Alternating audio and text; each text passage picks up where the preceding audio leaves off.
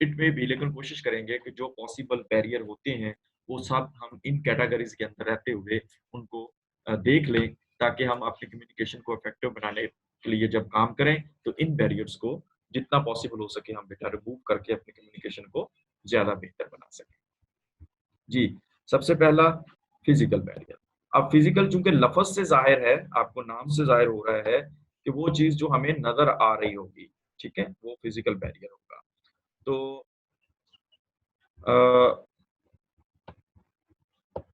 physical barriers relate to disturbance in the immediate situation, which can interfere in the course of an effective communication. अब ये कौन-कौन से factors हो सकते हैं जो फिजिकल बैरियर हो सकते हैं हमारी कम्युनिकेशन के दौरान? Defects in media channel. अब हमने अभी बात की कि हमने जो बेटा कम्युनिकेशन का चैनल अपनाया था, वो डिफेक्टिव है।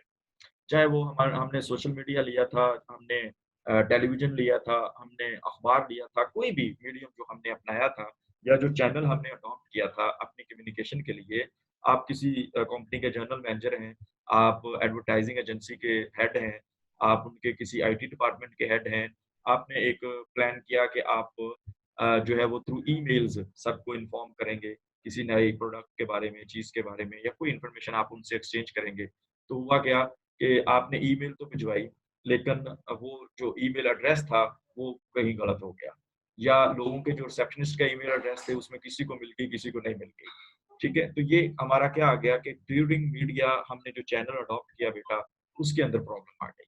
वो उसके अंदर डिफेक्ट आ गया। ठीक है? इसी तरह से नेटवर्क फैसिलिटी जैसे आप अभी कह रहे हैं कि हम देखो बेटा मैंने कल भी बात की थी कि हम अभी कोरोना वायरस के हवाले से पूरे पाकिस्तानियों को बताना चाहते हैं, पूरी दुनिया को बताना चाहते हैं। लेकिन बेटा हमने अभी जो चैनल्स यूज़ किए हैं, ये डिफेक्टिव चैनल हैं। क्योंकि जो अगर हम देखें कि केबल नेटवर्क को और ये जो आप शहरों में रह रहे हैं, यहाँ तक तो बेटा आपके पास आप इंटरनेट यूज़ कर रहे हैं, आप टेलीविज़न्स देख रहे हैं, आपके पास अखबार की ऑनलाइन एक्सेस है।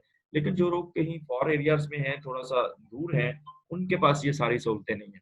और अगर हम सिर्फ़ प्राइवेट टीवी चैनल्स पे याद रखिएगा एक है केबल या सैटेलाइट चैनल और एक होती है बेटा टेरेस्ट्रियल सर्विसेज़। टेरेस्ट्रियल सर्विसेज़ उनको बोलते हैं जो एंटीने के ज़रिए किया जाता है।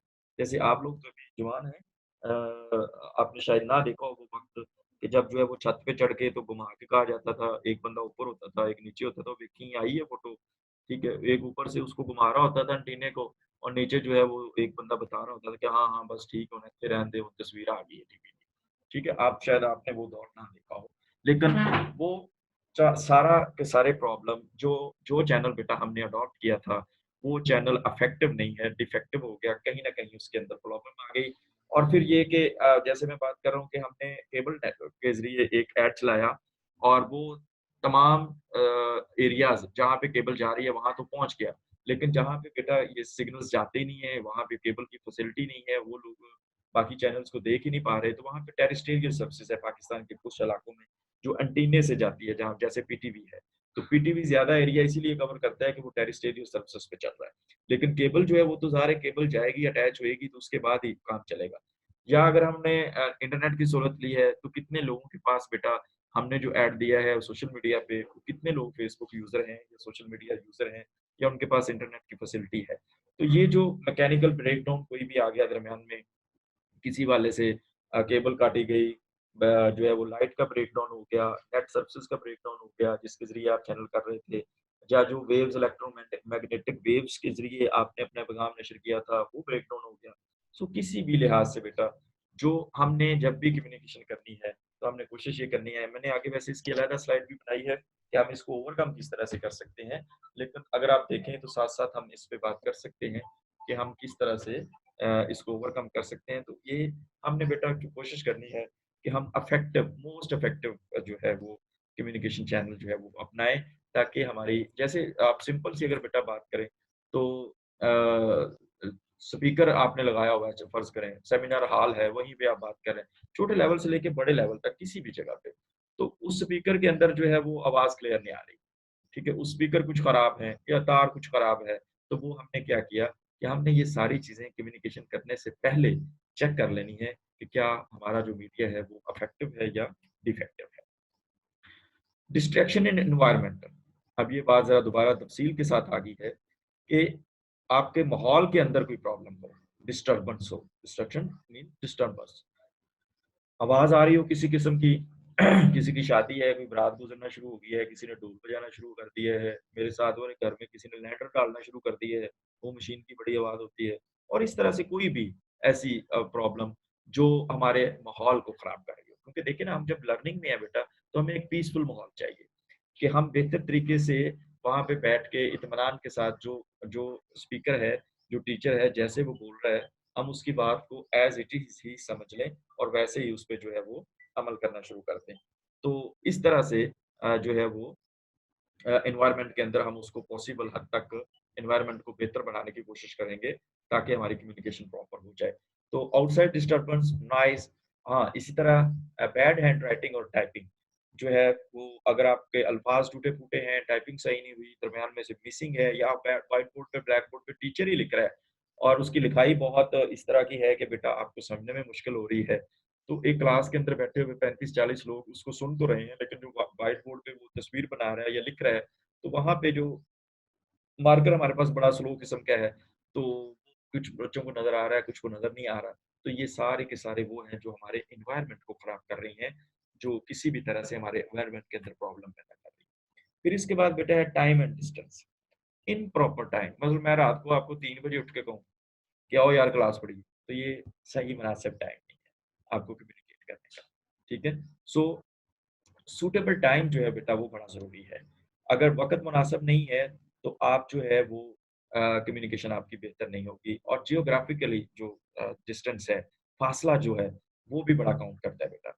मसलन अगर हम इंडिविजुअली बात कर रहे हैं, तो एक हाल में बेटा अगर हमने जो है वो कम्युनिकेशन क्लास के अंदर, तो हो सकता है कि एक टीचर 35-40 लोगों तक उसकी आवाज़ जा सके। अगर क्लास 100 की है, ठीक है? और दूर तक लोग बैठे हुए हैं, फासला बढ़ गया, तो अब क्या होगा कि उस फासले के नतीजे में टीचर की एक कैपेसिटी है, वो कितना भी ऊँचा बोलेगा, अद्धियाँ नूं पीछे समझ आई है, अद्धियाँ नूं नहीं आई।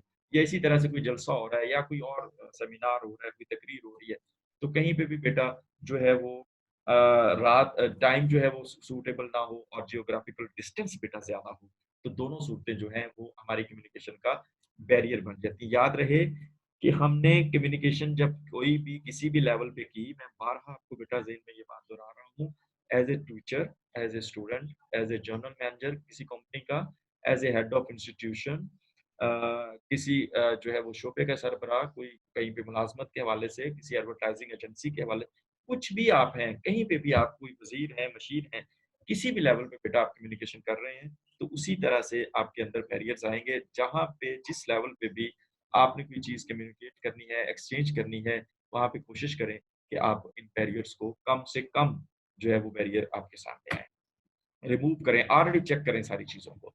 जी, इग्नोरेंस ऑफ मीडियम, इस पे हमने पहले भी बात की है कि आप जिस मीडियम के ज़रिए लोगों से कम्युनिकेट कर रहे हैं, उनका लोगों को पता ही नहीं है। लोग उससे इग्नोर हैं। आपने किसी ऐसे टेलीविज़न पे ऐड दे रहे हैं जो अभी तक लोगों को पता ही नहीं कि ये टीवी आया हुआ है कि नहीं आया हुआ, ठीक है? या आप किसी ऐसे मीडियम के ज़रिए लोगों से बात कर रहे हैं, जो मीडियम लोग ज़्यादातर इस्तेमाल ही नहीं करते हैं। मसलन अगर हम अभी देखें, इट्स माय फर्स्ट एक्सपीरियंस कि मैं ज़ूम पे क्लास पढ़ा रहा हूँ। मुझे इससे पहले नहीं पता था कि ज़ूम भी कोई चीज़ होती है और इस पे क्लास पढ़ाई जा सकती है। तो जिन लोगों को नहीं पता था, अगर ज़ूम पता नहीं कोई कितनी अच्छी सहूलतें दे रहा था या नहीं दे रहा था, तो हमें उस मीडियम का अंदाज़ा ही नहीं था। हम उस हम कहते हैं कि जी ऑनलाइन डिस्टेंस लर्निंग तो हो ही नहीं सकती, हमारे पास तो कोई ऐसी सहूलत ही नहीं है। तो अब जब हमें ज़ूम का पता चला या बाकी जो सहूलियत थी वो तो फॉर शॉर्ट टाइम के लिए हैं, प्रॉपरली क्लास तो उस पे हम नहीं ले सकते। ना टीचर स्लाइड्स दिखा सकता है, ना उसकी आवाज़ आ सकती है, ना हमें हमारी मूर्ति उनको नज़र आ सकती हैं।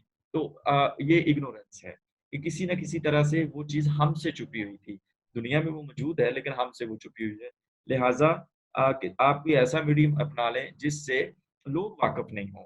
आप कोई बड़ा एडवांस मीडियम ले लें या बड़ा ही कोई थका हुआ मीडियम ले लें, तो ये भी बेटा जो है वो तरीका लोगों की समझ में बात आपकी जो है वो नहीं आएगी और ये प्रॉपर कम्युनिकेशन में एक बैरियर के तौर पे हमारे सामने आएगी।